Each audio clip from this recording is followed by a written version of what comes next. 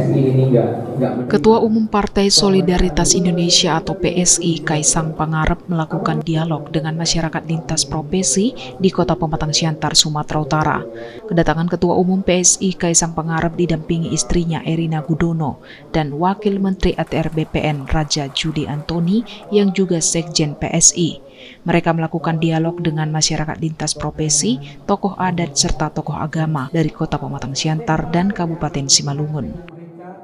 Awalnya Kaisang menyebut kedatangannya bukan untuk kampanye kepada pasangan Capres-Cawapres Prabowo Subianto, Gibran Rakabuming Raka maupun PSI, namun mereka ingin mendengar masukan, kritikan dari masyarakat agar kedepannya PSI lebih baik. Kami di sini ingin berdialog, ingin mendengar masukan dan arahan dari Bapak Ibu semua yang ada di sini, bagaimana supaya nanti kedepannya PSI jauh lebih baik. Jadi saya di sini tidak akan berkampanye untuk Pak Prabowo dan Mas Gibran maupun PSI.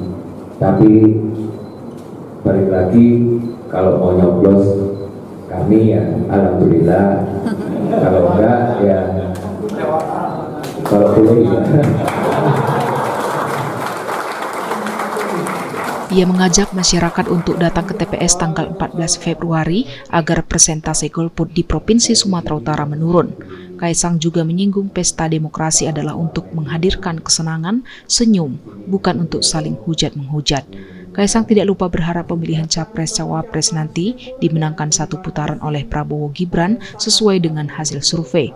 Terakhir, Kaisang menyinggung bahwa pendirian rumah ibadah lebih susah dibandingkan mendirikan diskotik, sehingga cocok untuk dialog kepada Wamen ATR BPN. Ada permasalahan tentang pertanahan, ini kan karena Wamen ATR BPN.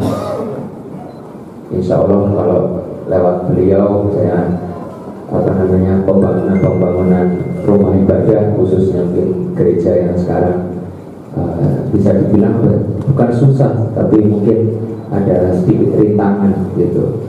Masa bikin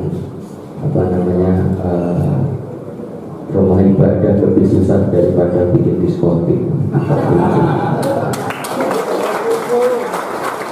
Kaisang bersama Raja Juli banyak menerima masukan dan harapan dari masyarakat yang hadir dan akan ditampung oleh PSI bila dipercaya terpilih ke Senayan dan Prabowo Gibran terpilih menjadi presiden dan wakil presiden.